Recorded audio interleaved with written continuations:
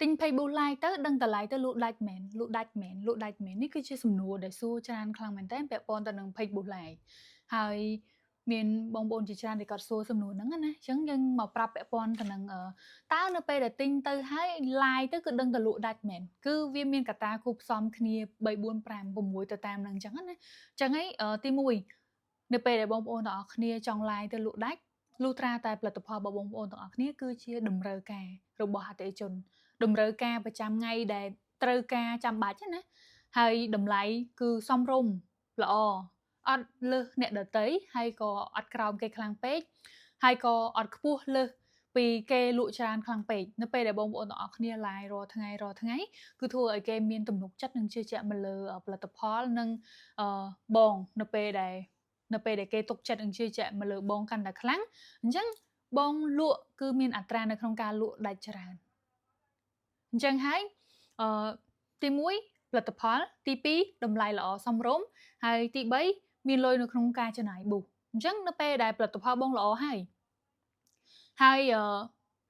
បងតម្លៃគាត់ក៏ល្អទៀតផលិតផលក៏ល្អតម្លៃក៏ល្អប៉ុន្តែបងអត់មានលុយនៅក្នុងការចាយប៊ូស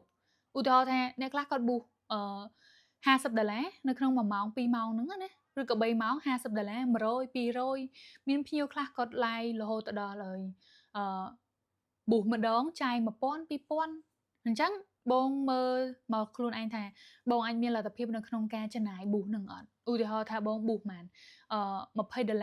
$30 $50ឬមួយក៏100នៅក្នុងការប៊ូសរបស់បងនឹងបងហ៊ាននៅក្នុងការចំណាយអត់ហើយតម្លៃបងល្អអត់ហើយទី4សម្រាប់ទី4ណាទី4បងហ៊ាន live អត់បងហ៊ាន live អត់នៅពេលដែលបងទិញ page ទៅបងយកទៅទុកចោលឬមួយក៏បងយកទៅ live ព្រោះជាទូទៅណាមានភ្ញៀវខ្ញុំច្រើនខ្លាំងមែនតើណាដែលគាត់ទិញ page ប៊ូ live ទៅតែអត់ប៊ូ live ទេគាត់ថាអ៊ីនកាមេរ៉ា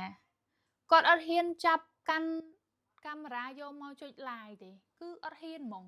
តែគាត់ទិញ page ប៊ូ live អញ្ចឹងខាតរបស់គាត់វិញ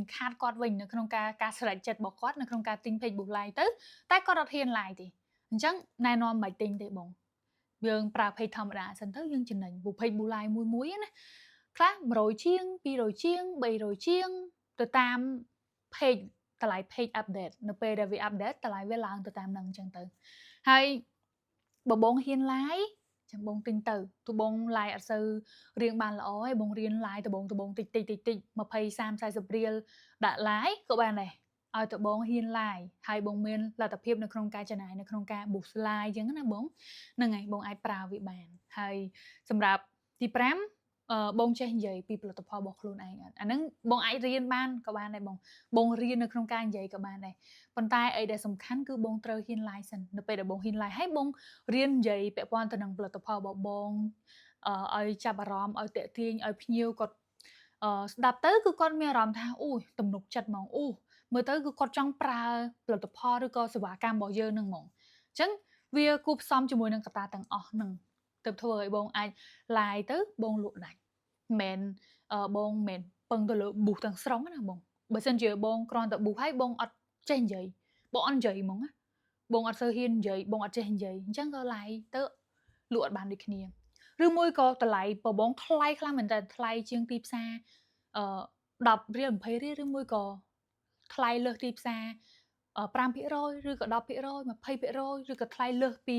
អ្នកផ្សេងលក់អាហ្នឹងក៏បងអាចនឹងលក់អត់សូវបានដូចគ្នាហើយផលិតផលរបស់បងជាតម្រូវការចាំបាច់របស់អតិថិជនអត់បើសិនជាបងជាតម្រូវការចាំបាច់របស់អតិថិជនតម្លៃបងល្អហើយបងចេះនិយាយពាក់ព័ន្ធទៅនឹងផលិតផលរបស់បងទៀតនឹងគឺបានទេបងអញ្ចឹងវាគូផ្សំគ្នាទាំងអស់មិនមែនគ្រាន់តែចុចប៊ូ live ភ្លាមគឺបងដឹងតែលក់ដាច់បាក់ទឹកបាក់ដីទេលុះត្រាតែបងមានកតាគូផ្សំទាំងអស់នឹងដែរណាមានចម្ងល់អីចង់សាកសួរបន្ថែមឬក៏ចង់ដឹងព័ត៌មានបន្ថែមបងអាចតាមដានលើ page កុង Regional Digital Marketing ខាងយើងបន្តទៀតបានឬមួយក៏អាចចូលទៅក្នុង group Telegram ខាងក្រោម comment ហ្នឹងទៅគឺបងប្អូនទាំងអស់គ្នានឹងទទួលបានព័ត៌មានថ្មីពាក់ព័ន្ធទៅនឹងការចាប់ផ្ដើមលក់ online ដំបូងការលក់ online ធ្វើម៉េចកាត់រូបភាពកាត់វីដេអូអីផ្សេងៗគឺយើងមានព័ត៌មាន update អីយើងតម្លាក់ចូល Telegram ជូនបងប្អូនទាំងអស់គ្នាអញ្ចឹង បើសិនជាចង់បានព័ត៌មានថ្មីៗបន្ថែមអាចតាមដាន Page កុងរាជនី Digital Marketing ខាងយើងឬមួយក៏ចូលទៅក្នុង Group Telegram នៅក្នុង comment នេះបានអូខេបាយបាយ